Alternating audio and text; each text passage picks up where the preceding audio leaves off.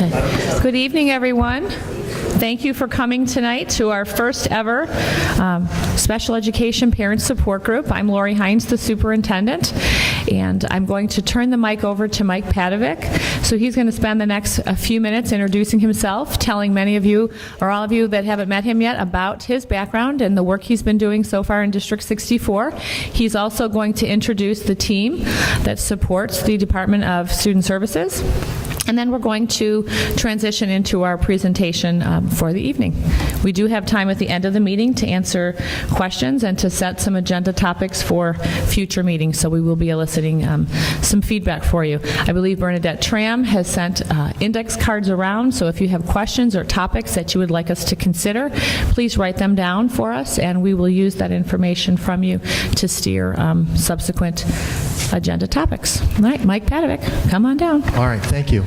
First of all, thanks everybody for being here tonight. Can you hear me? Does it work? We're good? Okay. This is my 31st day here in District 64. I was retired for about 6 months, and I'm glad I'm here. I want to be honest with you. Great district, a lot of energy here. And first of all, again, I want to thank you all for being here tonight. My background, I was the Special Ed Director in Oak Park District 97 for 9 years. Prior to that, I was Director of Special Education in High School District 218, which is a south suburb. Prior to that, I was Assistant Principal and Family Therapist in Alternative School from Arrow Co-op in Burbank, Illinois, beautiful Burbank, Illinois. So my journey, I came here, I was literally on my way to our apartment in Henderson, Nevada. I have a daughter and a son-in-law and 2 grandchildren. I was on my way there to spend the winter there in Henderson, Nevada, which is a suburb of Las Vegas. And I got a call from the Human Resource Director here in District 64 about an opening interim director position, and I want to stay back in the game. You know, I retired. I still feel I have a lot to offer, and in talking to the staff here in District 64 and looking at some of the issues that we're going to be working through, and we will work them through, this was something that I really want to do. So I'm happy to be here tonight, glad to be here tonight. I think at the end of the night, I think you're going to be enthused about some of the good things that we're proposing to do here in the district. But before I go any further, I want to introduce the people who helped me get my job done in central office. I'm going to have them introduce themselves. Hello, everybody. Thank you for coming tonight. My name is Vasiliki Frake. I'm the Assistant Director of Student Services. I've met many of you. I work closely with Carpenter and Franklin this year. I work at Roosevelt, and I do transition meetings at Jefferson, so I've met some parents through there, and out-of-district placements, so I recognize many faces around the room, and I'm glad to see everyone here tonight. Welcome. Hi, my name is Sarah Fies. I'm the Student Service Coordinator at the elementary level. I work with Field, Washington, and Roosevelt. Nice to see everyone. Hi, I'm Jill Zeke. I'm the coordinator in the middle schools for Emerson and Lincoln. My name is Stephanie Rosales, and I work at the district office, and I'm the secretary for student services. Hi, I'm Fran Franceschina. I am also a secretary in the student services at ESC. So they truly are my support staff. You know, they help me get things done. They're kind of the point people in the field here, and they really help me in my job to get things done here in the district. We also do have some other district staff here in the audience. If you want to stand up and just raise your hand, district staff that are here.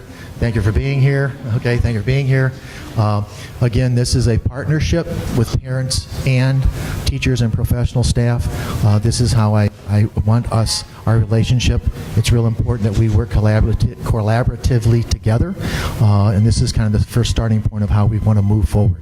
So with that, I'm going to turn over to Dr. Hines. How is the noise sound in the back? Can you hear? Can you hear us? Mike, Tim, you're way in the back? You can hear him? Okay, just wanted to make sure. So thank you, and Fran and Stephanie for staying. We really do appreciate it, and they are a great team. So as Mike said, we're going to talk tonight. We've got a PowerPoint presentation that we're going to run through, but we do have time for questions. We want to hear from you, and you'll find opportunities also throughout the meeting where we're going to elicit kind of feedback from you. My job right now really is to just set up the overview of things that we're focusing on in the district. So our 2020 Vision Strategic Plan, it has 6 strategic objectives, and we're in year 3 of the plan. And for those of us that were here when it was being written, you know I probably speak for all of us, we're really amazed that we're 3 years into the plan.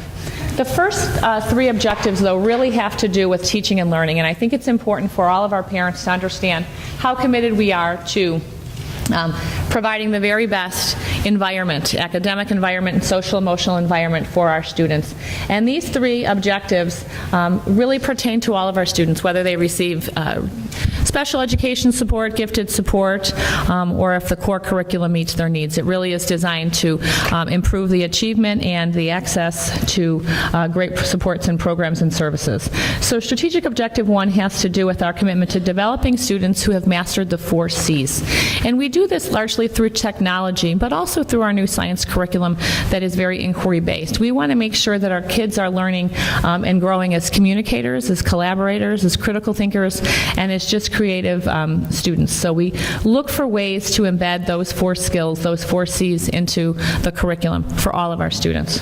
Strategic objective 2 really speaks at the heart of this group, and what we'd like to do with this group is to continue to make sure that we're providing very rigorous yet appropriate educational experiences for all of our students, wherever they are on their learning continuum and whatever their ability levels may be.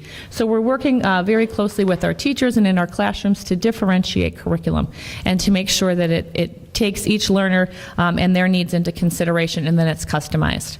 And strategic objective 3 has to do with that notion of differentiating core academics, but not stopping at core academics. And as many of you, or maybe all of you know, we've rolled out a new social emotional learning curriculum resource this year because we're very committed to educating students not just academically but socially and emotionally, and making sure that their social emotional well-being is taken care of so they are available to learn and to continue to grow as students. Do you have a clicker? Oh. Wonderful. That's great. Mike is going to take over the next bunch of slides and really talk tonight about the continuum of services that we provide. And he is going to talk a lot about our profile as a district in terms of our special education students. And I think it will speak to the level of commitment that we have in terms of inclusion for all of our students. So Mike? Okay, so the district has a continuum of services. The ISB definition of continuum of services, range of services must be available to students all of a school district that may be served in the least restrictive environment. So we have a continuum of services here in the district. So what I want to point out here, and I'll use the clicker now, that's in the air of least restrictive environment. So, and that's going to vary between the different needs of our students here in the district. So the definition of that is least restrictive environment means that a student with a disability should have the opportunity to be educated with non-disabled peers to the greatest extent possible. Okay? So I'm going to show you how the continuum looks. So you start at the top of the continuum. It's general education with no supplementary aids. That would be, for example, a resource level student who may have a minor learning disability, who's in gen ed classes but needs support with a resource teacher. Okay, then you go to the next continuum in terms of services. You have a general education, special ed student in general education, but with some services. It could be push-in, co-teaching for that student. It could be working with a one-on-one aide, but again, that's going down the continuum of services. The next is resource student placement in a special ed classroom setting, and the majority of the day still in general ed, 60% of the time in gen ed, but 40% of that day is working with a special education teacher.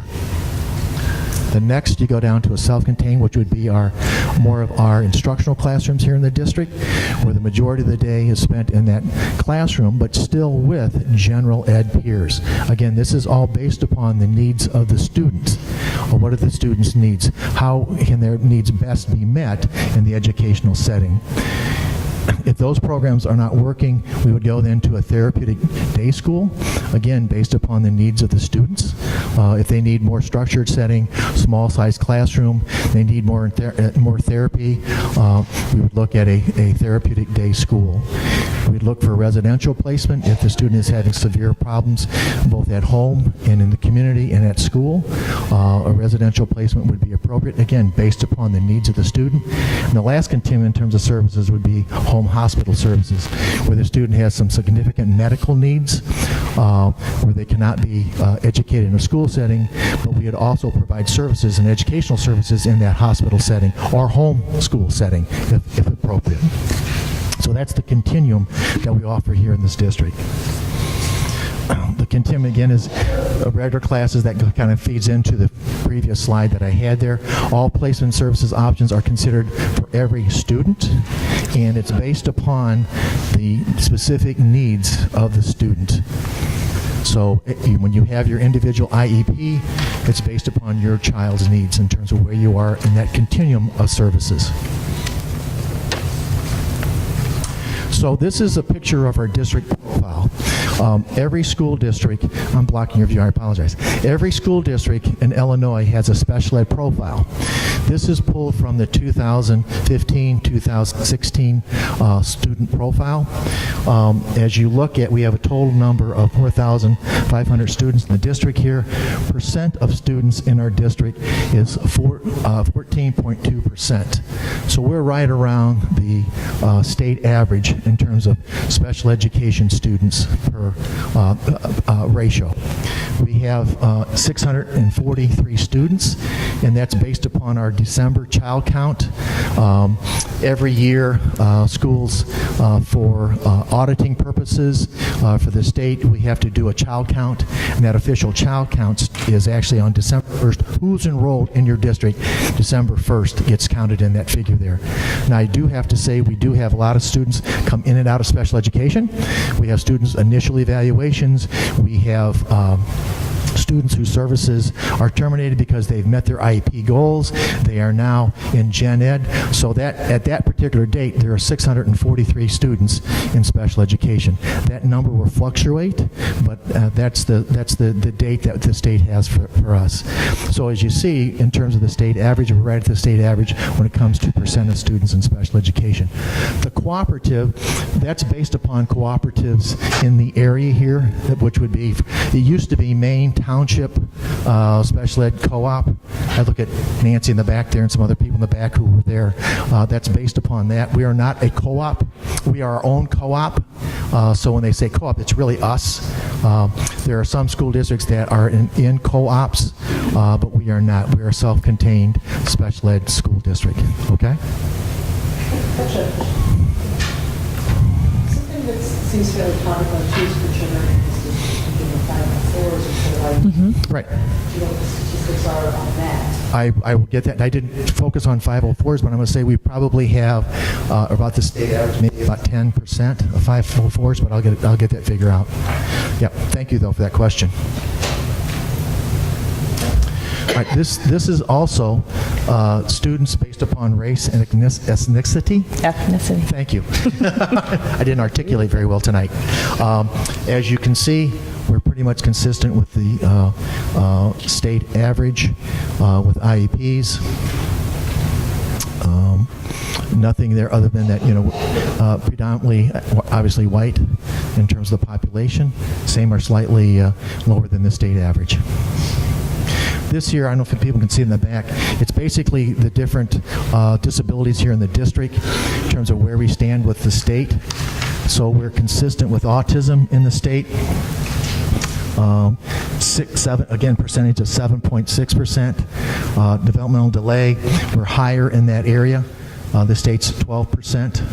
Basically, other health impaired, 14%, 11% for state average.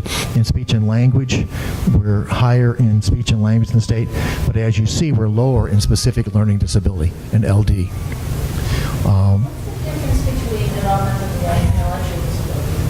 Intellectual disability has to do more with cognitively delayed. It was the old term was mental retardation, so it's more have to do with cognitively delayed. Okay. And the developmental delay is typically assigned to children that are younger. Younger. Because you're giving them more time to Right. develop and grow. Yeah, so that's why there's a higher number in developmental delay. All right, this is a 3-year span. We're going to go to 5-year, but this is the 3-year. Now, notice this is where students are being educated in the least restrictive environment. We started out in 2013. 55% of our students were educated 80% or more of the time in general education. It starts to move up, 52% in 2014, 63% 2015-16. And I'm happy to report 2016, 2017, 71%. And this is based upon the number of students, 80% or more of the day, they're in general education. In this current school year, I had Steph pull that currently, our data this school year, we've got 71.75%. So that's 72% basically are in general education, 80% or more during the school day. So we talked about an inclusive environment. Are we being inclusive for our students? Data reflects we're moving in the right direction. We're not moving the other side, so we're moving in the right direction. So more and more of our students are in gen ed classes, which is what we want to see for our students. We talked about least restrictive. This is the pattern. This is the direction we want to go as a district. So kudos to the staff that have worked hard to move that needle from 52% to 72%, basically. So kudos to the staff that are pushing hard to make this happen. That's both gen ed and special ed staff. Kudos to. Now, there's a thing on co-teaching I just wanted to share. One of the things that I'm really proud of is our co-teaching model here in the district. This is a slide, or this is a little video from Roosevelt. They did this last spring, I believe, had this video. And it falls within the continuum of service, and I think it's why we placed it in here, because it is truly a very highly inclusionary practice, and you'll watch the video. We showed this to the Board of Education last year as a district focus, a launch really last year, and we continue to increase the number of co-teaching classrooms across the district, because we do believe that although we know our special education students need time with children that have similar learning profiles, we also know that they need time in a classroom with same age or chronological peers that will serve as very good models for them. So we're very committed to this highly inclusionary practice, and we're going to spend probably the next 5 or 6 minutes just showing you in action what co-teaching looks like, and it is something that we're going to continue to expand over the next couple of years across the district.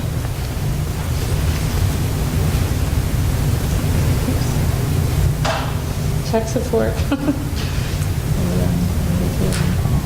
There we go. Tech support. Kevin, this was yours. You shared it with me, so I'm not sure why it wants permission again. It has to be shared with that presentation. Okay. So Kevin, can you share it with board presentation? There's just a moment. If you have a question, now would be a good time. We'll use this little pause. If you have any questions based on what Mr. Padovic's gone over, feel free to kind of call him out. My son's at Emerson School, 7th grade. So we were getting everybody into the general ed environment, raising it to 71%. I was just wondering, what kind of supports do you give to the general education teachers who have to modify their lessons? What kind of ongoing training is there? So first of all, the general ed teacher is involved in the IEP. They sit at that IEP meeting and hear what the goal of that student that they're going to have. They share the IEP with those teachers at the middle school. They share the IEP with those teachers that are going to be working with that student. They also have team meetings in their buildings. Team meetings if they're having any problems with specific students. That's built in the middle school schedule. They also work very closely with the case manager to make sure the case manager, the special ed teacher, makes sure that the teachers are aware of what the IEP says and suggestion ideas in terms of strategies to use for the student. We also have co-teaching, a very strong co-teaching model at the middle school for those students. So there's multiple ways those general education teachers get support. We also have the coordinators. Jill's the coordinator for the middle school, checks to see, in the schedule if they're having any difficulty in their gen ed classes, to make sure that those students are being supported. So, okay. kind of question or statement to piggyback off of that. I think Take the mic. that, It's a big space. sorry, can everybody hear me? My question or comment is to piggyback off of that. I think that we know that there is benefit for kids with special needs to be in a gen ed, a general education classroom, but there's also benefits for general education kids to be with kids with special needs, and I think that that's overlooked, and I think that that's also an opportunity to bring in, there's such a big push for SEL curriculum, and I'm really dumbfounded at how these two are not connecting, this is not incorporated into the curriculum. These kids, gen ed and kids with disabilities, both can benefit each other because they all have strengths, and there's a lot of learning there, like curriculum or not, there's a lot of learning there socially and interactually, and yeah, so that's really overlooked. I want to reach out to my principals. Do you have your special education students doing the best buddies, or where gen ed or special ed kids are working together? I believe that's happening. I'd like to hear from my principals. And what role does this SEL play with our special ed? So, any of my principals want to respond?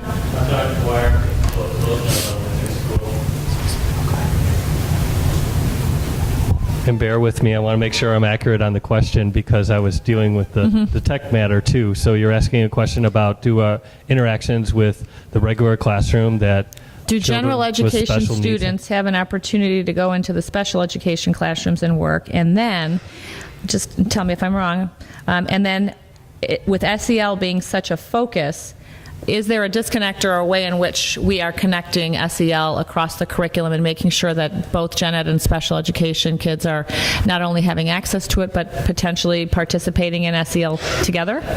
Is that an accurate? Yeah, I'm not so much saying this should be a specific,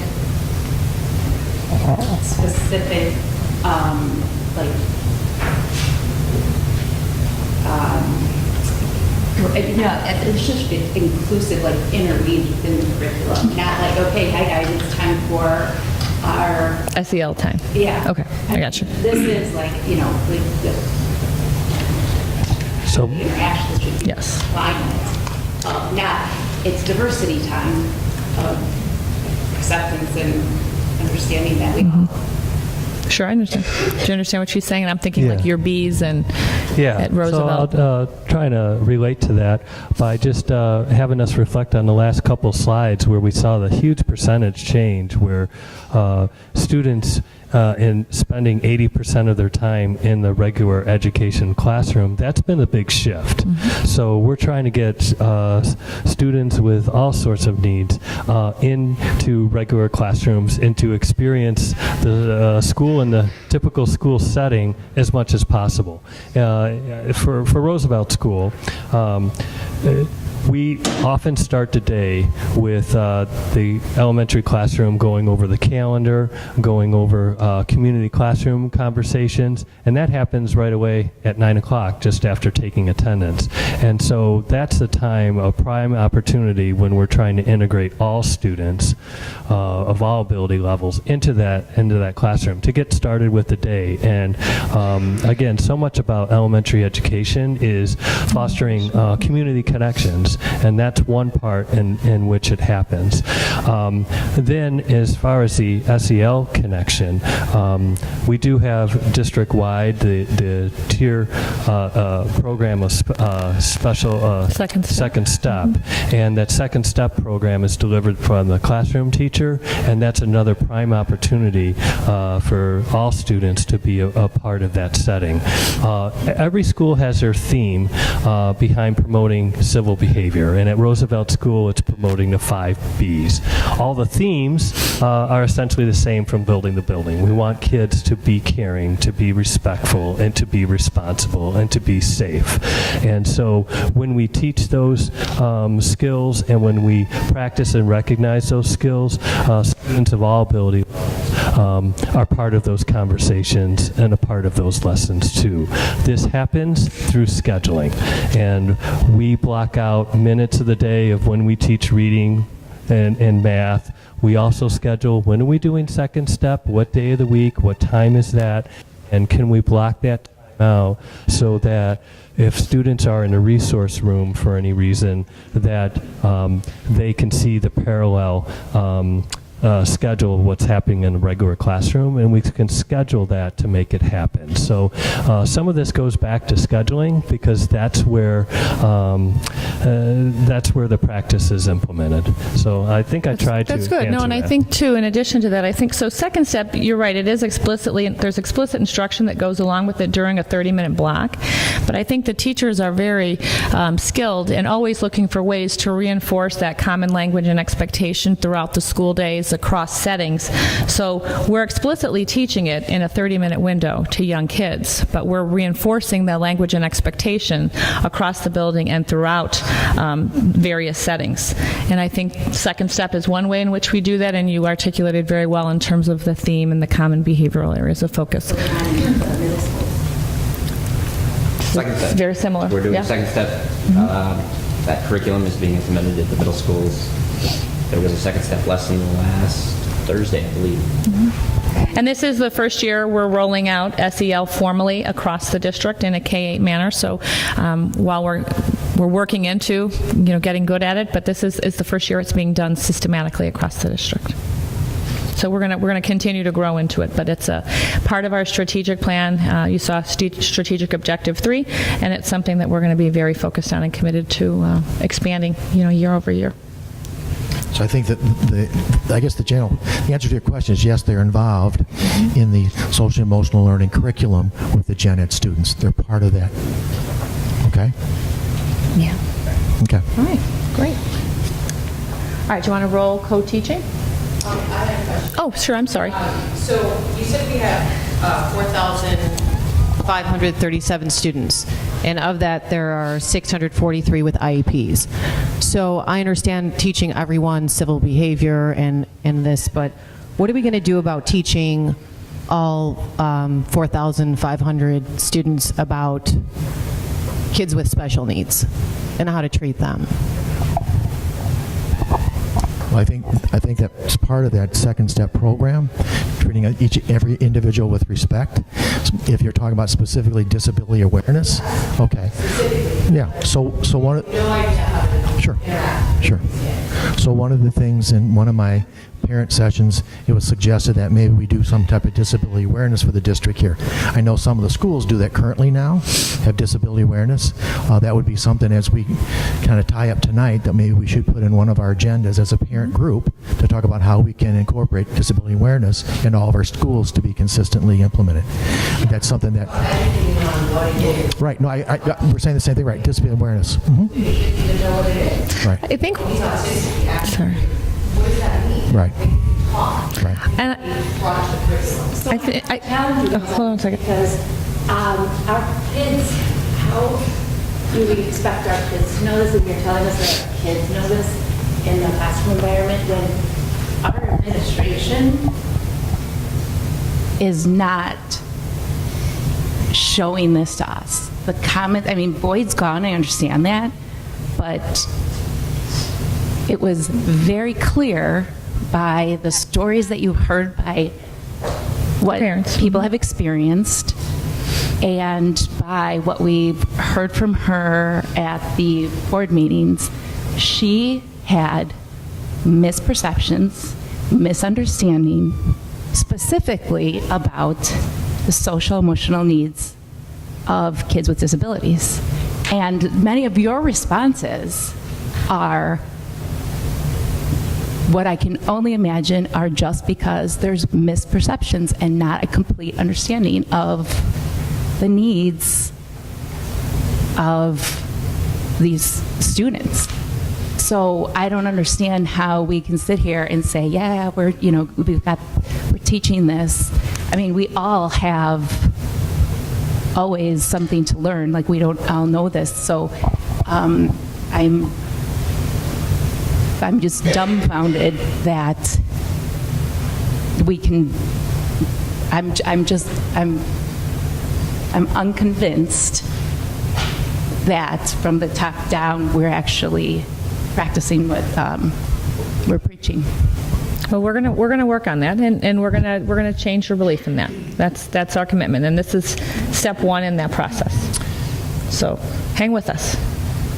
Okay? There's a question over here. And then I wanted to say to you, in response, I think classroom by classroom, we do a good job with disability awareness when a child has a specific disability in a classroom. Sometimes parents will come in, or a social worker or a psychologist will come in and talk to that group of children if it's at the elementary. I don't know that it happens much at the middle, but I know at the elementary it does.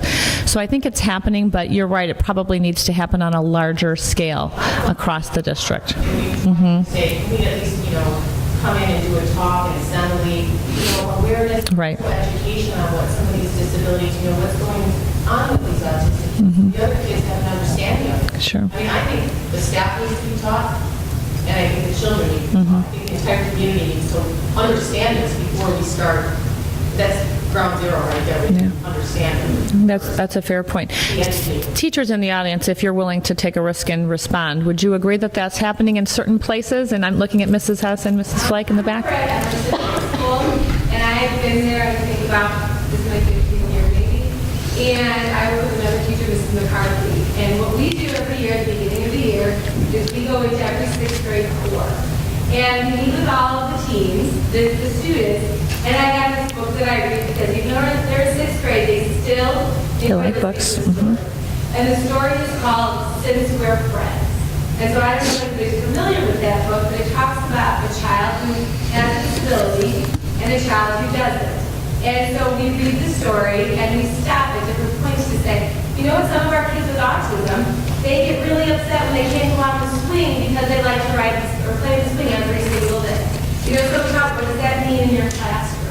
Or we'll talk about how one friend has a hard time when there's loud noises in the classroom, and what is that like? So at Emerson, I know that we go into every 6th grade floor in the beginning of the year. It's kind of our club for Best Buddies, because we do have an official Best Buddies chapter. One of our parents, I think about 10 years ago, wrote a grant so that we could actually be an official chapter.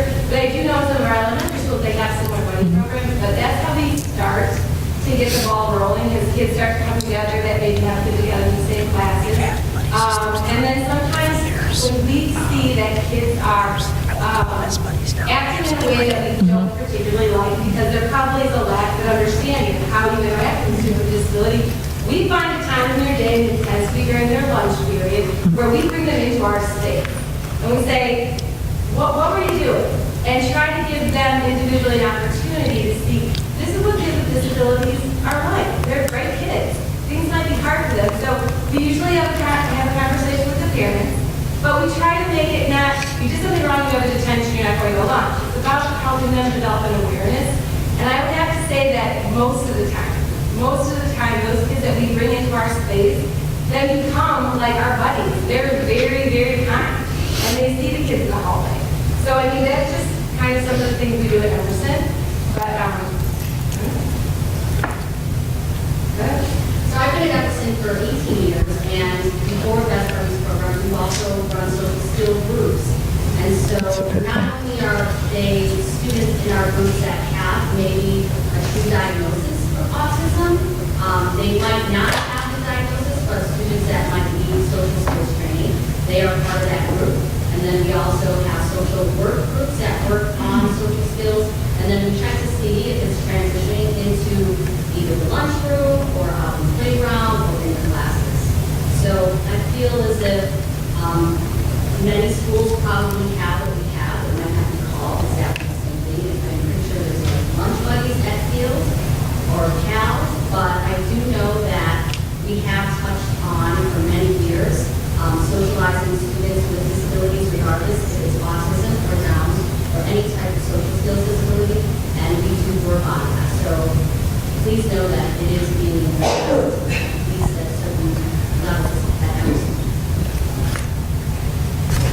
So, hi. I just wanted to say I had a very fortunate experience with my son Jake. He is now in 6th grade over at Lincoln, and we came from Roosevelt School. And I think just getting the kids known and out there, and Jake was known, I'm going to say, just about by every other student in the school at Roosevelt. And here again, they do the recycling program on Fridays. So just getting his face seen, I think kids, when they get to know each other, they look out for each other. And we all know kids can be cruel, but I think getting them to be known, like you were saying, sharing, our kids have just as much value as the gen ed kids. And my son has a twin brother, Ryan. And so I'm going to say this. In 5th grade, my son, Ryan, wrote a letter to his class. I take it back. It was 4th grade. And said, I don't want, and the teacher let him read it. And he said, I have a brother with autism, as you all know. I don't want to ever see my brother alone on the playground. He's just like us, only his brain works differently. And he said, so say hi to him, ask him to play. And he wrote this beautiful letter I didn't even know about until the teacher told me, and then of course I was in tears. But sometimes kids can be our best educators, so a suggestion might be to have other kids that are kind of like those star students. Maybe they can go around to the different classrooms and talk about the different disabilities that our children face and the challenges that they face. And maybe they can, buddy up somehow. I know at Roosevelt they did a great job with book buddies and things like that, so they were always included. And here at Lincoln, I'm feeling the same sense of, getting these kids involved. And I know they do joint field trips with Emerson, which I think is fabulous. So maybe kids can be our voice, because other kids sometimes listen to them better than they listen to us. Just a suggestion. Yeah, it's a good one. Thanks. And they're our future, right? The kids are our future, so that's important. Come on, over here. And then we're going to do the video. So one thing I know, Mike, I suggested to you, and we've been talking about on one of our Facebook groups, is having, specific parent representatives on the SEL committee that are, that are special ed parents who are going to be concerned about gathering information from other special ed parents, conveying it to the SEL committee, and trying to figure out how we as a community can help address some of these issues. And I know you were going to check to see if there were other SPED parents already on the committee, but I think that's something, I know it's a little late and you've already chosen the committee, but I think that's something that could really help our little community feel like our voices are being heard and how we're going to be implementing the new vision of the district. Or that could even be, one of our future slides is going to talk about some of the subgroups, so that could potentially even be another subgroup. But we briefly talked about it yesterday, as a matter of fact, so more to come there. He's checking on who is on the list and if they are parents of students that have IEPs. Good. So, is there a question in the back? Okay. All right, we're gonna, sure. As you're playing the video, we will get to the video, right? No, there's no rush. This is what we're here for. We're here. It highlights co-teaching. And I think you see two teacher adults in the classroom. And just to look for during the video, who is the special education teacher? Who is the regular classroom teacher? A true co-teaching collaboration effort, it's really hard to tell. And I think you'll see that in the video. Pretend that they don't.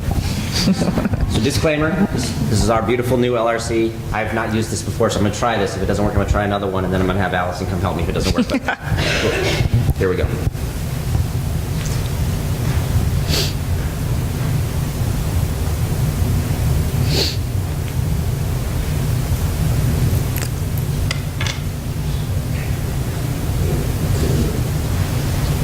Is there anything I need to do?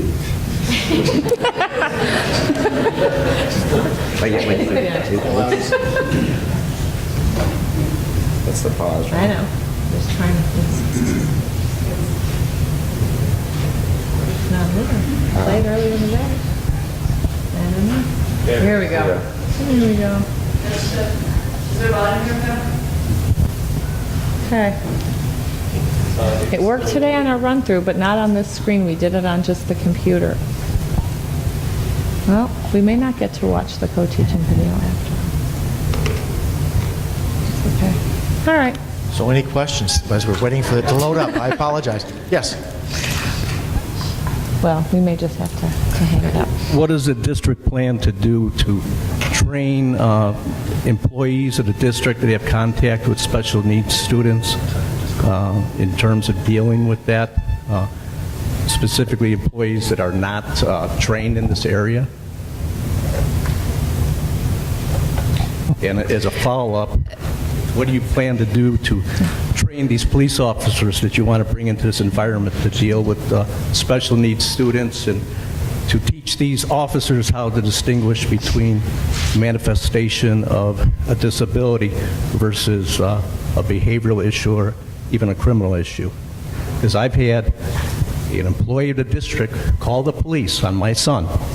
That's not acceptable, and I want to know what's going to be done to change that environment. So staff training. Staff training is critical, especially for special needs students. I guess to answer your question is that we need to continue to do more training for staff, continue to offer staff training for special needs students. Any staff member who's going to be working with a student should know the triggers for that student, should know the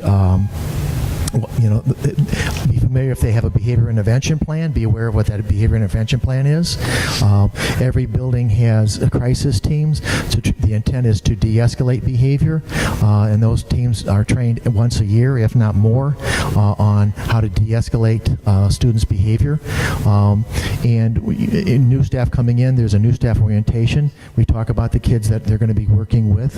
We do a follow-up, mentoring new teachers. We mentor our new teachers so they understand the kids that they're going to be working with, both gen ed and special ed.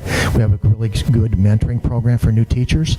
I want to say that I came from Oak Park, and we had two phenomenal resource officers who took the time to go into the special ed room to work with those special needs students. And actually, Oak Park now, they actually have identified, through the help of the police department, work with the school district to help identify students with special needs, so we don't have a problem in the community if one of our students has difficulty outside the school. Please know that this is a student with special needs. We approach the student differently. So I would hope down the road we'd work in that area with the resource officers, that they're part of the building staff and personnel, that they'd be trained in that. But my experiences have been that they've been really part of that environment, and a positive environment with that. But in terms of training, staff do get trained. They're aware of the students that they're working with. They do, again, the emphasis is to de-escalate behavior. And we use CPI program, which is that Crisis Prevention Institute, and the bulk of what we train staff on is how do you de-escalate behavior so it doesn't escalate that somebody gets hurt. I would say the other thing we're doing, since we've been doing it, but even more so now since Mr. Padovic has joined us, is he's reaching out to the staff. He's talked to every special education team at each building. He's having department meetings, and one of the questions that he's consistently asking is, what additional training do you feel you need? And then he's working with outside providers, co-ops, and other professionals that he knows to bring training in. So one of the things we're consistently hearing from really all of our schools and administrators is that we have more kids that seem to have some social, emotional, and behavioral issues, and staff is wanting more training so they know, kind of to your very point, how to engage, with children that have a shorter trigger or are more explosive, because we are seeing more of that across the district. So we're also trying, there's a level of responsiveness to the training that we provide based on the kids that we have, year to year. So we're very committed to professional development. Sometimes it's delivered on those Wednesdays where the kids leave early. Sometimes we pull teachers out of the classroom. But we're very committed. We're very fortunate with the budget that the board provides us to do professional development, to continue to train our staff.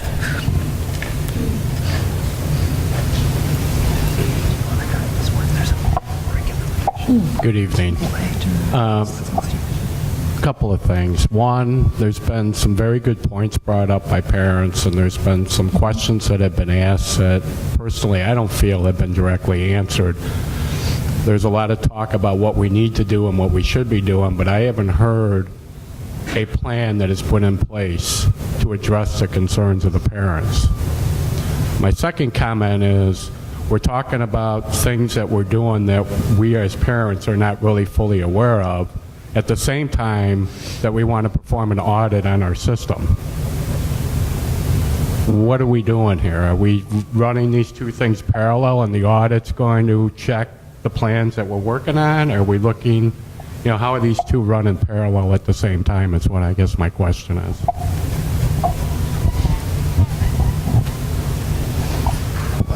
I think the audit, Tom, we want to see what's going on currently in the district here. The audit needs to take place as soon as possible, right? I also think, and one of the things we're going to talk about a little bit later on tonight is, I talked about a parent-teacher talking together group, a PT3, to talk about our mission and vision. How do we fit in with the district mission and vision of special education? And that's part of your answer. I think part of the answer, Tom, is that we want special ed input, and my plan is to have that in place. I will have a sign-in sheet tonight to have parents sign up for that. I also want teachers involved in that, because it's parent-teacher working together on coming up with our mission and vision in terms of how we fit in with the district mission statement. As that is going on, we still can conduct the audit as to what's going on in our programs here. I want to know what's currently going on in terms of student outcomes for our students. I certainly want to have parent input in terms of parent voice, in terms of what's going on in the feedback from the parents, parent survey, but also parent interviews, staff interviews, what's going on here in the district. So I want information so that when the new director comes in, he or she will have a plan of action in terms of what the district needs to do in the next 3 to 5 years. So that will be taking place in the next month. So the audit will do just that, and it will help create a roadmap, and then we'll prioritize and timeline that plan just the way we've done with our strategic plan. In addition, we are collecting and we are listening to the feedback from the parents, and if it doesn't emerge as an area of concern within the audit, we have that information from sessions like this, from group meetings that we've attended with you, present one-to-one meetings we've had with many of you. We're compiling information on areas that we want to grow into, and this is a direct response to what we heard, is that parents want more communication, they want to be more involved, they want to be part of the conversation. So outside of the audit process, which has yet to begin, we've launched a parent support group or a parent networking group. We can decide on a name tonight, whatever we want to call it. But so we're trying to get the audit started. We've got to pick a firm and do all of that, but not wait, because we know we have things that we can immediately begin addressing. And that's what Mike is really working the last month to do. I'm sorry, I came in a little late, so I don't know if this has been addressed. I'm a mom of a child with autism, and I am hearing about the de-escalating the situations.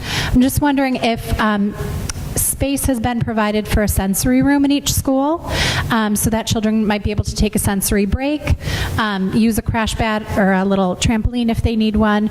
Also, I'm an educator in District 65, and I was wondering if you were thinking about implementing a TEACH program. It's TEACCH. It's highly structured and really good for kids with autism. Okay, thanks. Where did Mrs. Condon go? She was here a moment ago. In terms of sensory rooms and... Like Kat and I have worked together for years, and a lot of our structured teaching approach at Emerson is based off of the district years ago used to use the Heartland Model, which came from, I think, Iowa. I don't know if this is on. Can everybody hear me? And so we do use structured teaching approaches. We do. We have set up where there are task boxes and schedules and behavior systems and sensory things in place. So we have that in place at Emerson. So we have recently started, this year we have Niles Township coming in. Yes. Working with all of our instructional resource teachers so that we could build programs that are systematic across the district so that all of our students have a schedule. Maybe they need a visual schedule with pictures, maybe they just need a schedule with words. Some of the students we might work with at the elementary school might need an object schedule. This fork means you're going to the cafeteria. So our goal is to make sure that there's a systematic approach, and it might not necessarily be we're doing reading A to Z, but we're working on those precursory skills so that they can be ready to do reading. So I know that we have that in place at Emerson, and we're working on it. Vasiliki, do you want to talk elementary? Yes, at the elementary buildings, I know a sensory room was brought up. In buildings that we have room, there is a sensory room. In buildings that we don't have room, the instructional classrooms have a sensory area. And in the beginning of the year, the instructional team all worked together, and the first training that they received was room setup, like individual workstations and sensory areas and blue tables and round tables, so the kids can put that on their schedule and know exactly where to go. And they've been working throughout the year on a variety of things, including all the things that are happening at the middle schools.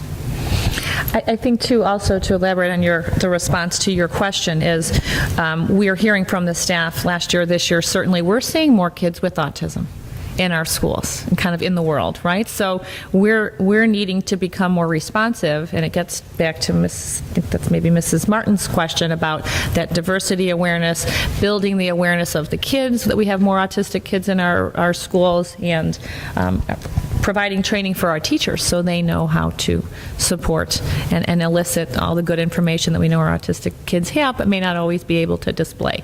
So it is something that we're continuing to provide and realizing that we need to provide more and more professional development for.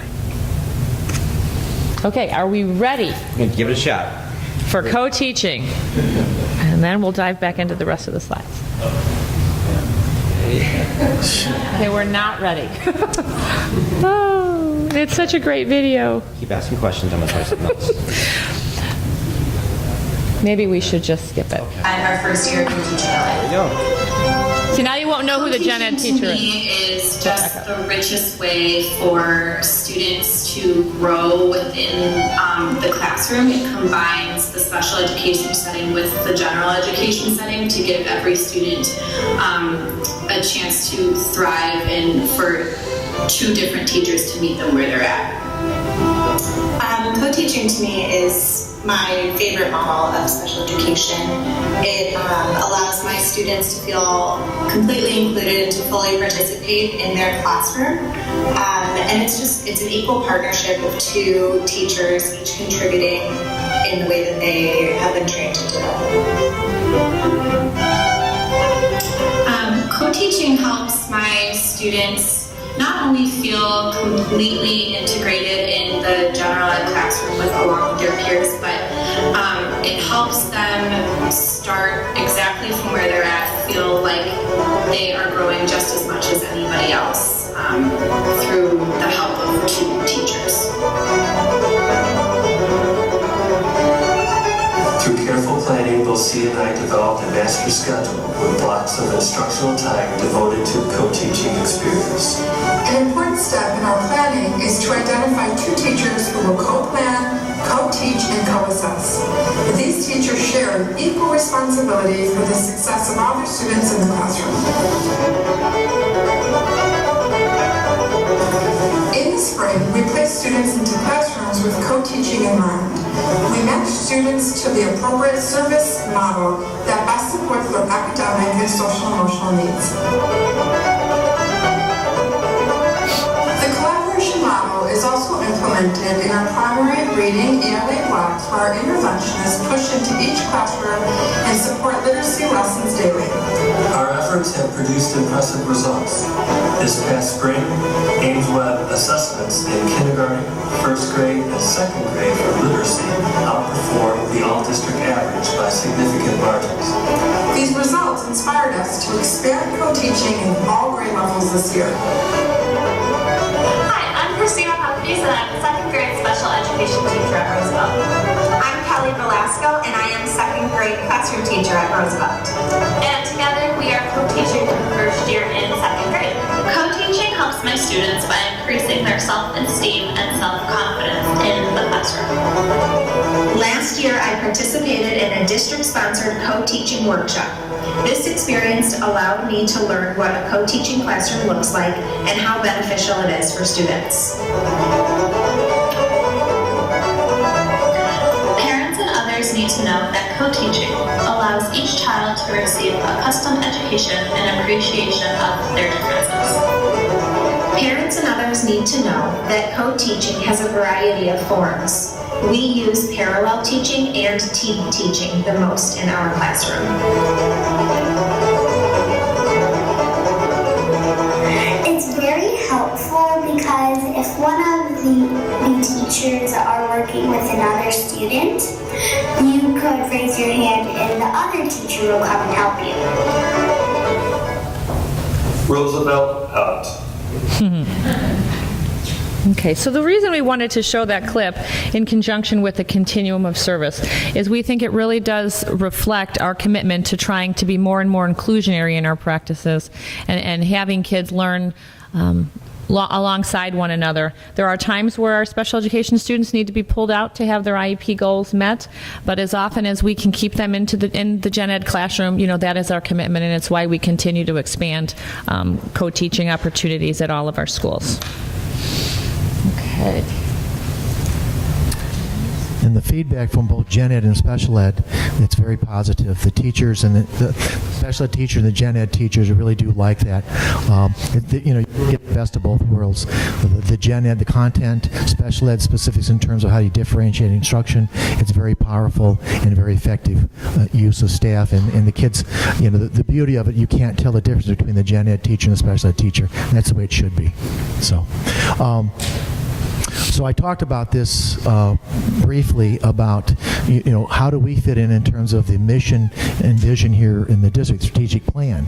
So I am suggesting that we develop a PT3, which is the Parent Educator Partnership, teachers talking together. It's based out of the website there if you want to check the website out. PEpartnership.org. It's out of Harvard. They did a lot of work with community engagement with parents, and out of that they developed this group. Basically what it comes to is that you have the educators, the teachers, and the parents. It would be a group of 15 parents, 15 educators coming together, talking about, focusing on the best needs of our student for student outcomes. It follows dialogue. The process then identifies common priorities that assist in development of an action plan. So I'm looking at this for our, again, how do we tie our mission and vision for special ed, because we are part of District 64. We're not separate, we're part of it. And that's one of the things I've heard too, is we cannot be silos here. We're part of this district.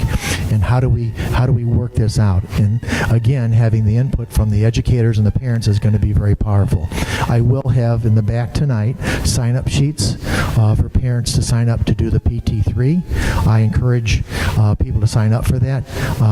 It works better with 15 people, so hopefully there'll be more than 15 people signed up for it, but at the end of the day we would like 15 parents and then 15 educators to be involved in this process. I did this 3 times in Oak Park. I tell you, it was very powerful.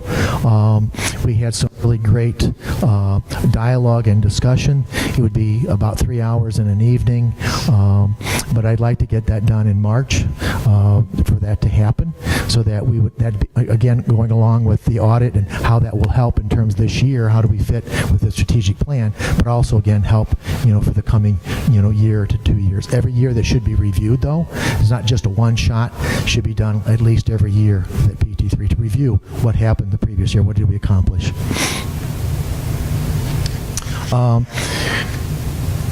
The other thing, there's 4 things I'm asking people to get involved in. It was talked about for how do we get involved. I'm encouraging you to get involved. Okay, there are 4 things that I want parent input. First is participate in the education audit. Volunteers to talk, to be interviewed by the auditors, and to participate in that audit. I'm also asking for a survey for the parents in terms of community engagement. Again, we want to engage with the parents. I'm a firm believer in community support, engaging our parents in the process. We have to have the parents involved in your child's education.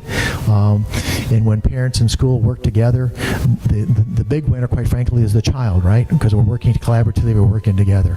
So there's one sign-up sheet to do the, if you're interested in being interviewed by the the auditors once that's been determined. The next, I'm going to... Mike, can I ask a question to the group? So 3.5 years ago now, when we began the data collection process for the strategic plan, we did something similar. So parents were able to come in and serve as members of focus groups, or they were able to complete surveys, or they could do both. Were any of you involved in that process? Fill out surveys about the strategic plan, or come and talk to our auditors when we were constructing the plan? No. Okay. So when this opportunity comes around and Mike is working with, Dr. Borelli, did you raise your hand? Maybe Larry? Yes. Okay. Of course. We're going to send a blast out to all of you, because now we've figured out all of your addresses. That's how we notified you that we were having this meeting.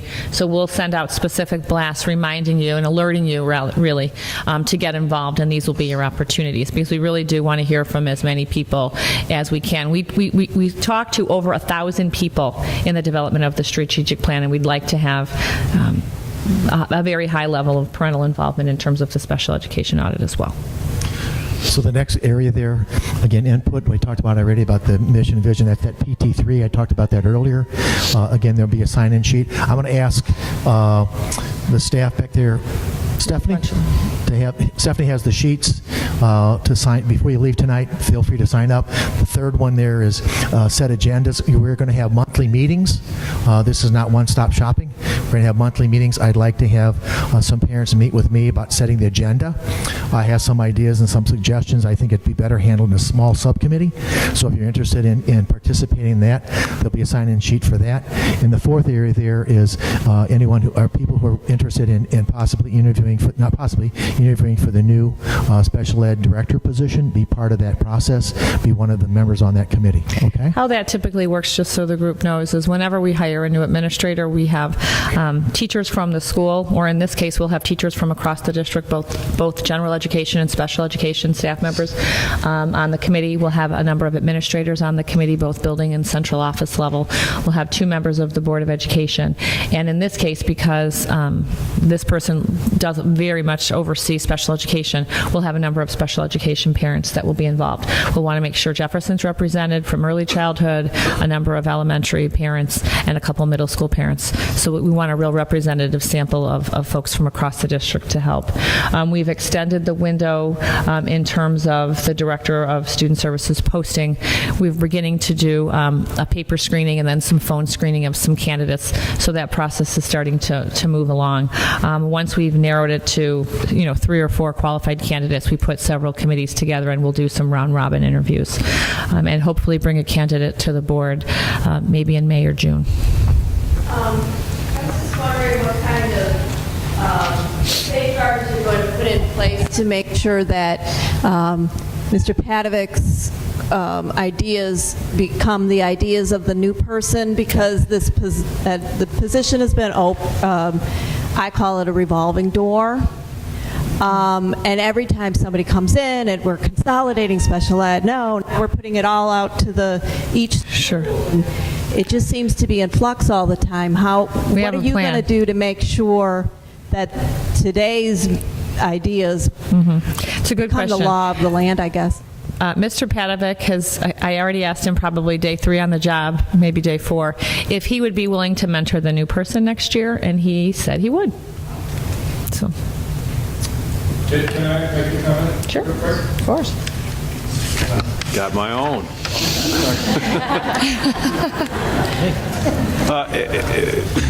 He's hit on all 4 committees that we've talked about, and I think that's great.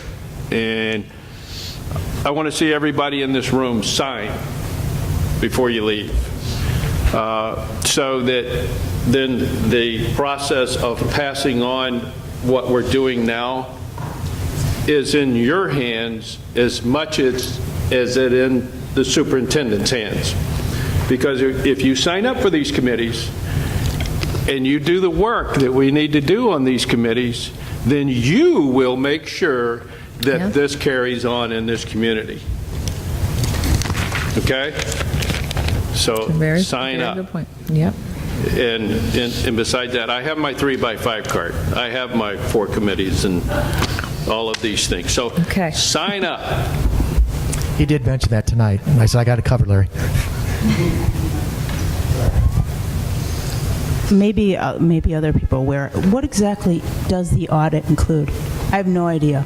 And so that would be, and also, if you look at the percentages and the actual absolute numbers, there's more kids with specific learning disabilities, and how are we addressing that? Because it's a less vocal universe of people, I think, that... Say that last part. It's a less... Like the volume, like the absolute numbers within each of the categories, we need to represent those universes, and but mostly I want to know what the audit includes, because I have no idea. Some of the things the audit would cover is community engagement, our community engagement with parents and community, student outcomes, service delivery model, how's our service delivery model currently functioning. We want to look at our outcomes, co-teaching, evaluate how's co-teaching being effective. Those are some of the big areas that I want to see happen out of this audit. And if you have a particular comment, the definition of co-teaching is that the two teachers are there all together, but I see different definitions of co-teaching, and what I'm asking is that it's whether they have teachers that want to co-teach, and how do you get those commitments, and how do you, is it, a strict definition of co-teaching, or are you going to allow it that way, or just say, oh, this goes co-teaching going on in this classroom, but it's really not a pure definition that you presenting. well, I'd love to have the pure definition of co-teaching, okay? Well, and so, that classroom but that teachers all together versus a push-in, right, saying, oh, this is co-teaching, because to me that's a push-in. that's right. But that's not what we're calling it. So, but that is how we're doing it. Well, and that's semantics. right. Well, I'm looking at implementing our programs with Fidelity. Fidelity would be the true co-teaching model. And if that's not happening, we need to address that, right?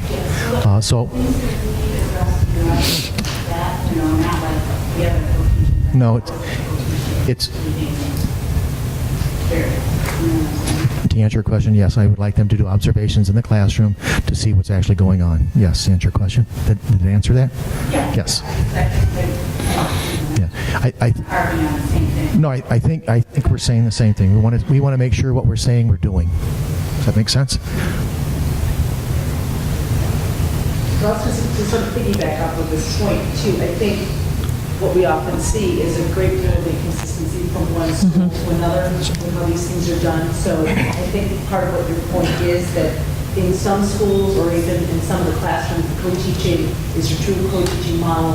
But from some schools to other schools, when we talk to parents and say Roosevelt, what we hear their students are getting in the form of co-teaching is a far more true co-teaching kind of situation, whereas possibly in schools like Washington, not so much. So is that audit going to address So we want consistent. school situations and how those are not being done in a consistent manner across the district? Right. One of the things we want to make sure we're being consistent across the district in terms of delivery model, and how is that being implemented or not being implemented. To answer your question, is that would be one of my expectations of the audit. Yes. And when we had the audit district-wide with the Consortium for Educational Change, as we were preparing to write the plan, one of the big takeaways, one of the key findings from that work in 2014-15 was that we were a system of schools versus a school system. And it speaks to that inconsistency of implementation. Good things happening everywhere is definitely what they found out. Quality teachers, good programs, you name it. But it wasn't happening systematically. And as a school district, as a taxpayer, it should be very similar. There are things now that make every district, every school in a district unique, and we don't want to squash that. We're not trying to make them Stepford schools. But co-teaching should be co-teaching at Washington, at Roosevelt, at Lincoln, at Emerson. There are certain practices that need to be the same, and that would absolutely be something that an audit would uncover. Where the inconsistencies are, then that helps us decide where we need to push resources or professional development, where staffing allocations may need to change. So really, it's a third party coming in, very objectively looking under every rock, and writing a report telling us where are we strong relative to special ed, staffing, programs and services, consistency, inconsistency, where do we have opportunities. We then synthesize that data. That's when parents would, and the board gets really involved in terms of helping set priorities and how we're going to tackle the report. What we got back from the CEC, we wrote in a plan that's going to take us 5 years, we hope, to implement. And we may need to add a little additional time. Some of the stuff towards the end might not make it into this plan, and it may have to go into the next 5 years. But the point of having an objective group come in is to give you that feedback, and then we can decide what we need to tackle first, or how many things we need to tackle on an annual basis. That's kind of the point. And we are, as we interview and talk to different companies, finding out, as you can imagine, that not all auditors are the same.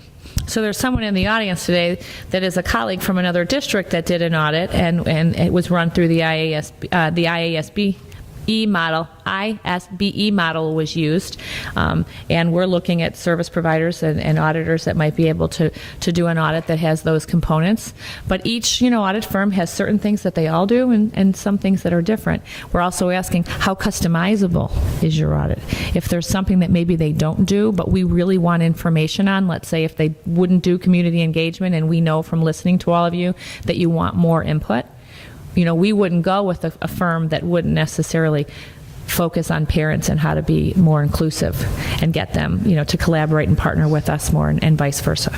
So that's kind of what we're trying to figure out now. What might it look like? What might it include? And that's kind of the work that Mike has been doing right now. And that's actually a nice segue into my question about what might it look like and what might it include, because, as you know, I've asked and other parents have asked to actually be involved in the audit starting now, because, as you said, different audit companies have different areas of expertise, perhaps different focuses, and there has been a breach of trust. I think we can all acknowledge that.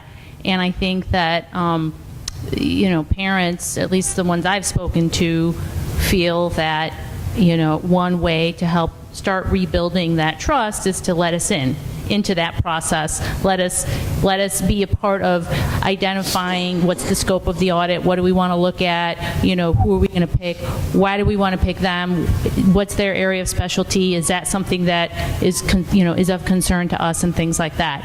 So, and I know there was discussion at the last board meeting about, well, actually maybe this is now technically a board committee issue, and I think there's some ambiguity on that. But I guess, Mike, you and I talked about that for a long time, and I think you made some compelling points. I'm not saying I'm convinced yet, but I think that if people heard from you kind of why you think that the approach that you're proposing, which is you guys pick the audit company and you guys kind of run that, why that satisfies our concerns, and maybe you can explain that, and maybe other people, might rethink their position too. Because I think it's hard in board meetings to talk in 3-minute increments and really understand what's going on. So that was helpful. A second question I actually had about the audit is, if there's a decision that there isn't going to be a parent audit committee or a board committee or whatever it is that we call it, will there be an opportunity for parents, either through a survey or some other way, to provide ideas that they have on what they think should be audited? For example, one area that I think needs looking at is what happens at IEPs, because I think there's a sense that the parents and the people on the ground in the schools have a similar view as to what should happen, and there have been anecdotes, including recent ones, that suggest that the administration kind of comes in and says no, without real rationale for it. And to me, that's not a very collaborative process, and I think there should be an evaluation of, how do these IEP meetings go? How much money is spent on attorney's fees? Because a lot of people are hiring lawyers, which is, I think, a higher percentage than what is normal for an IEP, parents hiring lawyers. I don't think we should have to spend thousands of dollars just to get our kids educated. So I think that's an area that I'd like to see. And I think if we at least had a voice in saying, well, we think these are the problems, please have them look at this, that might help allay some of the concerns that we have. Nikki and I have spent a lot of time together, and I say it in a positive way. No, it's good. It's good. So I'm hearing the concerns of the parents. I'm hearing communicate. You want to be involved. When it comes to the IEP process, an audit's not going to find that with the IEP process. where that rubber hits the road is having dialogues like this, or having presentations to talk about what the IEP process should be like. And that's the partnership, we need to have with the parents. We need to present collaboratively together. This is what an IEP meeting should look like. This is the structure of this. I did it in my other life, and it was very powerful. So that I was presenting with other parents, with this is what the IEP looks like, this is the form. Certainly those parents who are new to special education, this is overwhelming. Those of you who have initial IEPs and who are early childhood parents, this is overwhelming. We need to do a better job with that. And I think that an audit's not going to solve that issue. That's something we as a committee need to do. Okay? What I see out of the audit is community engagement. How can we do better in community engagement? Surveys to the parents, surveys to the special ed parents. What are some of the things that are addressed that we're not seeing in the district in a parent survey? Also interviews, face-to-face interviews with parents. This is your vision, this is what you see, that you talk to the auditors directly about this. That information then is shared then with the board, with us, in terms of, okay, now what do we do with this information? How do we go from there? That's how I see the process. There is very few companies that do audits for special education. I'm finding it out the hard way, quite frankly. I've been very involved in IAAC, Special Administrators Associations, and checking, so there's very few companies that really do audits for special ed, but we're really trying to customize it. But the point's well taken is that will the parents be involved in the audit process? The audit process is, yes, having input, having face-to-face contact with that auditor, asking specific questions to you in terms of how we can do better as a district. And that from there, then we build upon that piece. How do we continue this on? The other piece, too, is that we said earlier that we're going to have ongoing continuing meetings as a parent group. And I think as we, again, work collaboratively together, it's working together and going through the process here, and how we can get to some of the issues, or what issues are out there, what we need to address, and to do it, again, collaboratively. I think that, the IEP process, though, that's something that I would love to see happen, before the end of the year, have a presentation in terms of what the IEP process is for parents so that they understand that piece. But, this woman had her hand up in the back, and I'll get these other, okay?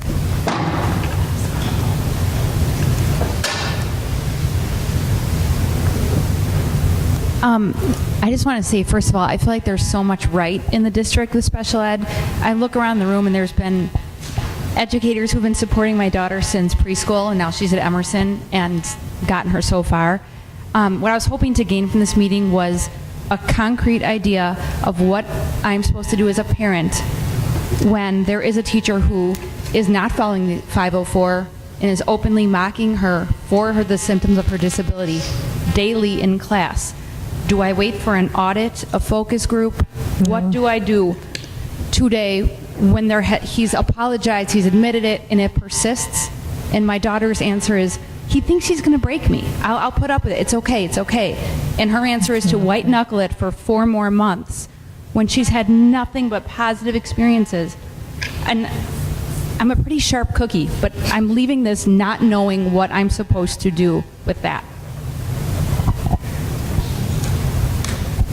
Contact me.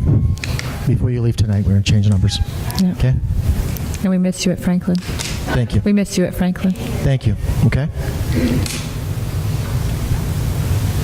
I don't even know. So what I'm trying to figure out is what's at stake in the audit, and how the board will use the audit decisions on how will the board decide should somebody be leaving the system to the engineer? Does that make sense? Or should we have this kid stay here? What do we do? Should there be adaptive PD in the system? Should we be spending more on special ed or less? Who are we going to compare this district to? Are we going to compare this to somebody, or is our goal to make the outside parents happy? So, how will the board handle the information? This is the bottom. Oops, excuse me. How the board's going to handle the information? Well, my recommendation would be they will come up with specific ideas and recommendations for the district. That will be shared with the board. We would make recommendations to the board in terms of prioritizing. It would be, handled transparently, and we would prioritize what we need to focus in on. That's how I view the results of the audit. Because the audit will have recommendations and for the district. Those recommendations then will be passed on through the superintendent to the board. But recommendations on how this district is spending compared to how other districts are spending, and that's going to be our goal, to be either the state average or what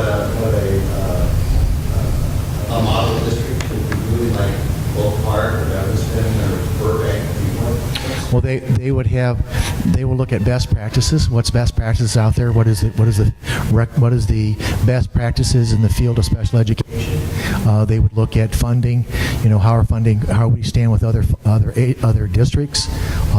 They would make a recommendation, and we would Staffing allocations, staffing perhaps? allocations, service delivery model, student outcomes, those areas there. That information then would be shared with the superintendent and the board and with you all. And then we'd prioritize, what do we need to focus on this year? And usually when you have audits, and Dr. Hines said that, it's a 3 to 5 year process, right? It's not all 1 year. I mean, hopefully, but it's usually 3 to 5 years. This is your roadmap for the next 3 to 5 years in terms of where you need to go to be where you want to be. Does that answer your question? Okay. What would it be in your experience? What's changed after you've done an audit? I see you've gone through a lot of like this. So what's changed as a result of the audit? So in my other life, we had an audit, and what came out of the audit is we were really deficit in professional development for staff. We did not do a very good job with preparing staff to deal with special needs kids and gen eds. So we put a lot of energy the first year in staff development. The second year we focused in on how do we help more inclusive practices in the district that I was at. The third year we implemented co-teaching. We implemented some other strategies. We implemented a reading program. So again, it was like a 3 to 5 year process. But we did take that data, that information, and how do we do this? What do we prioritize? And the outcomes, it made significant positive outcomes for our students with special needs. And the parents thought it was very positive, and they felt good about it too, because the kids, their kids were being met, and we had a much higher rigor for our special ed students in the district. Okay. We need to wrap up here soon. I just wanted to go back to communication the point about the IEP process.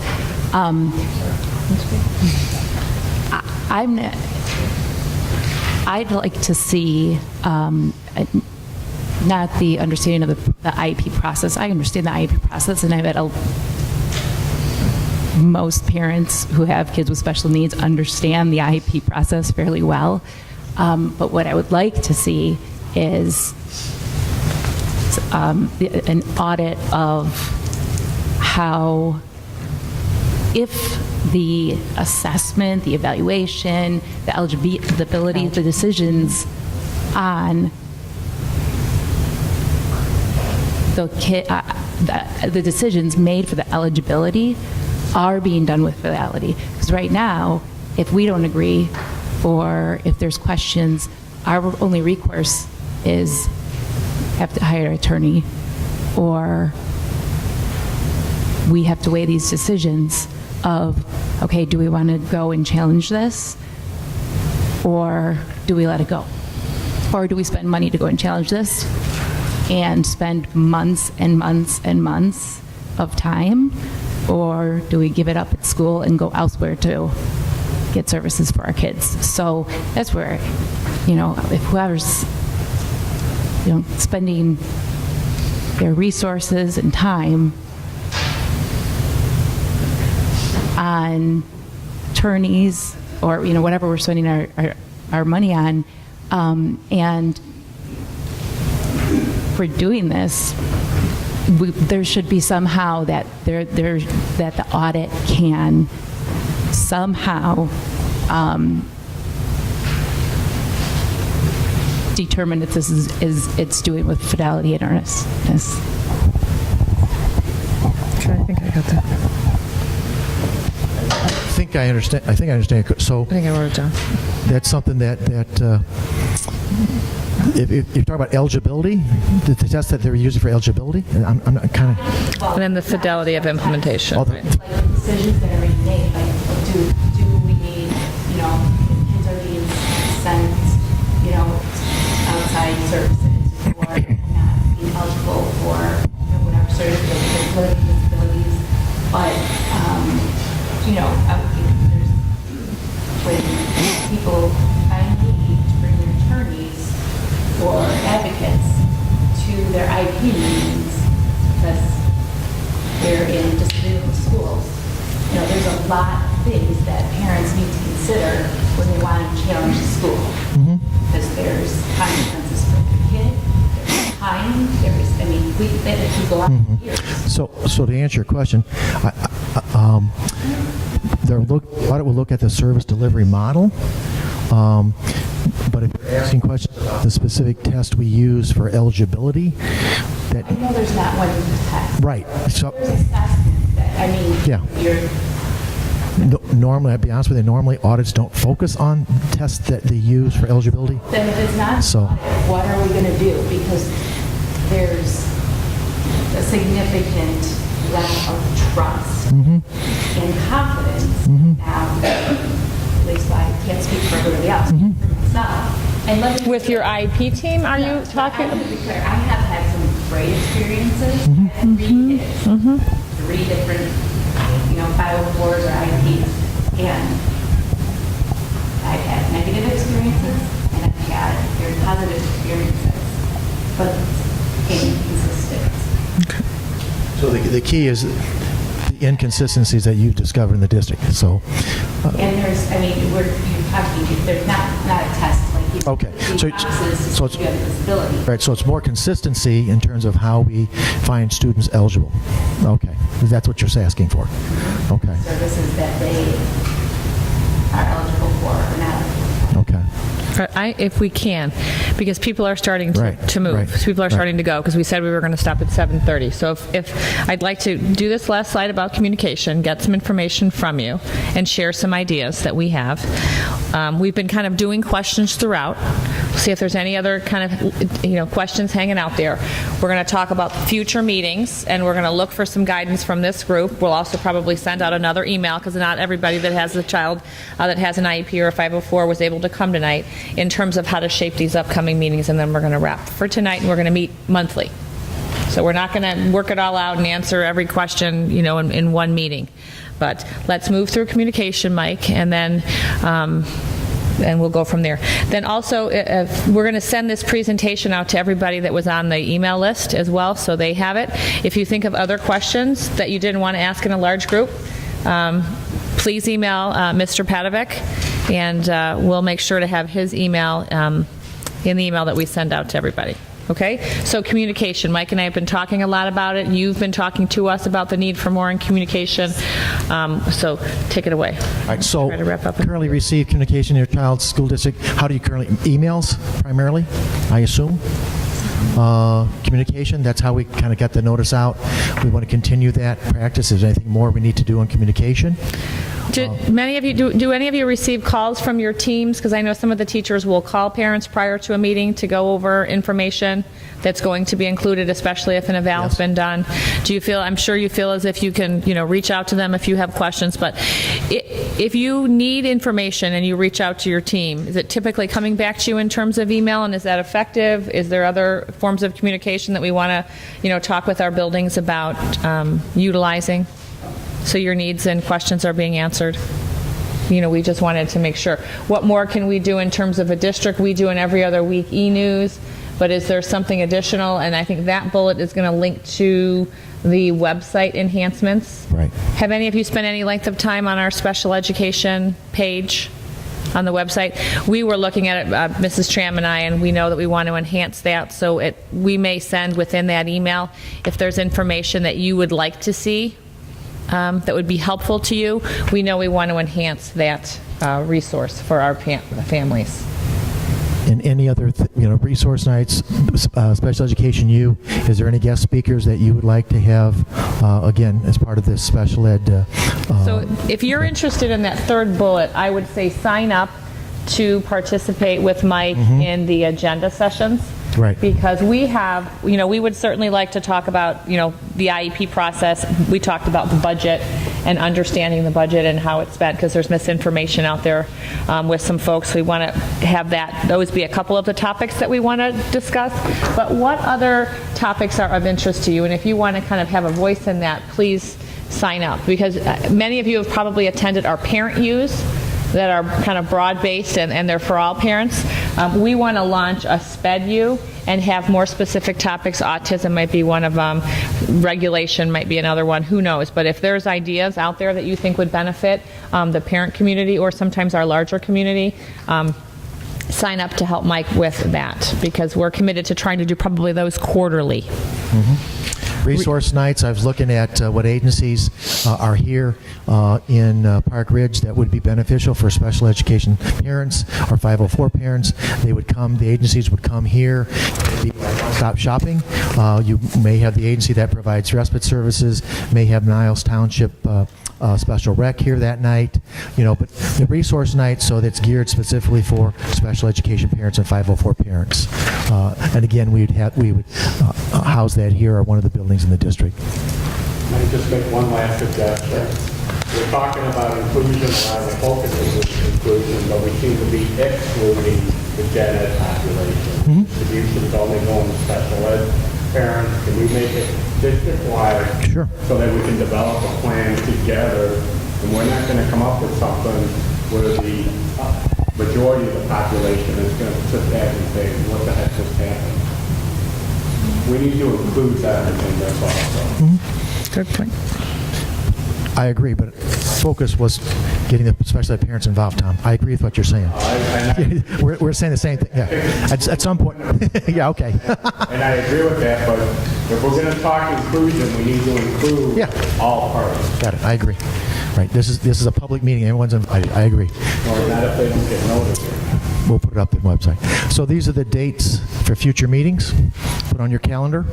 Wednesday nights. We can do a school messenger. Yeah. So we'll send a separate invitation to the parents of special education students, because that is really our target audience, but I think it is a good point that we can open it up to anybody, and we can do that via school messenger. Thank you. Okay. All right. Sorry, Mike. That's location will be here at Lincoln Middle School, March, April, and May. So we were planning for March to have Luann Kolstad, who's our CSBO, come. She's in charge of district finances. We were thinking of I was thinking of having her come in March, unless this group, and you get to make your first big decision, unless you think we should have an IEP focus in March and have budget in April. Because I'd like to have like a good chunk of time to have her go over maintenance of effort and budget and per pupil expenditure for gen ed, special ed, and all of that. Is that more pressing than IEP? Just kind of show of hands, you can help set your first agenda for us, so I know if I need to get Luann kind of cranked up for March 7th, or if we're going to give her a little breathing room till April. Does the room have a preference? No preference? Okay. No? Okay. So we discussed most of us know how to. So your suggestions leaves the budget? No, IEPs in terms of the process, the collaboration, when... Saying the next meeting could be IEP or budget. Right. What's the IEP? What's pressing about that? So my point in that is we do have a lot of new parents in special education who may not understand the IEP process. New parents who have just gotten an IEP, or parents who are early childhood, that would be, for them. I understand there's a lot of people who have experience in IEPs, but not everybody's there. So that would be for them specifically. So or if there's a... budget. Okay. And then and then in April, and then I think the other thing I heard a few people say, if they're dissatisfied with the IEP process, or they don't feel as though their voice is being heard, or there's a disagreement, I think we can focus in on beyond what is an IEP, because you're right, everybody in here knows what an IEP is because you have children with IEPs. But if it doesn't go smoothly, if the meeting, and everyone isn't in agreement and, skips out, then what? So I think we can certainly build a session around, or a part of a session around that aspect. What else? This just kind of goes with her comment as well. A lot of us as special needs parents make it our job to know exactly what we need to know about IEPs and to study, rights law and hire advocates and everything. I think what I was hearing was, as a group at least, I don't know what to do when you fall into the gray area where my child did, where I didn't agree. The experts that we hired didn't agree. We went to Miss Boyd and asked for our child to be held back. She said no. We went to an attorney who said he has talked to her, or he's been up against her, and this is a gray area. She's going to say no, and we're going to spend $10,000 fighting. So I took my child out, and I'm homeschooling him this year, which, thank goodness I have a master's in it, but it isn't what should be happening for my child right now. And so I think what I'm hearing you say, Mom, over there, is that we don't know what to do when our children fall into the gray area in between due process and just, arranging a meeting with yourself. Got it. Thank you. That's a good clarifying point. Meeting and... Okay.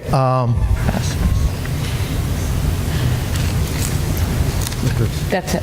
That's it. Before we wrap for the night, I did not introduce 3 board members that gave their time to come and join us tonight. So Board President Dr. Tony Borelli, Board Vice President Rick Biaggi, and Board Member Extraordinaire Larry Riles. Thank you very much for coming tonight.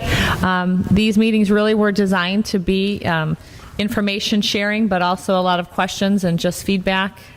And we're going to do them monthly, and you're going to help us set the agendas and the directions. And then if there's anything really large scale that we want to talk about or that comes out of these meetings, we may then put them on a board agenda, and then they become a topic that we'll bring before the board.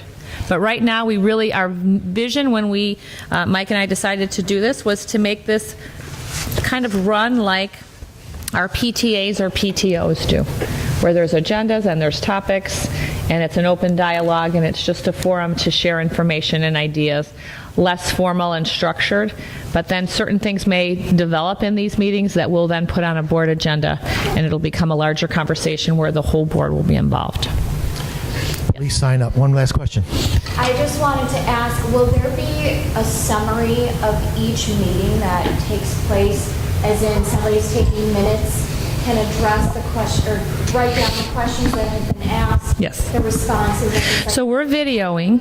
My husband and I can't, Sure. Remember everything It's a good question, and yes, we are videoing. Hello, Allison Blum. Thank you for coming tonight. She's videotaping. Bernadette, back there, she takes minutes at our board meeting. She is also taking minutes for these meetings, and we will add these PowerPoints, the video and the minutes, to the special ed pull-down page. So we're going to enhance the special ed pull-down page, but we're going to have a new pull-down that will say special education parent support group, or whatever we're going to call it, and that's where all this information will be cataloged. So yes. So that's a leak. You want to raise your hand. The sign-in sheets are over there, and by Fran, please, and the table. Okay, so 3 tables right there. Please feel free to sign up. What committee you'd like to be on. Thank you all for being here tonight. Be safe and stay warm. Thank you.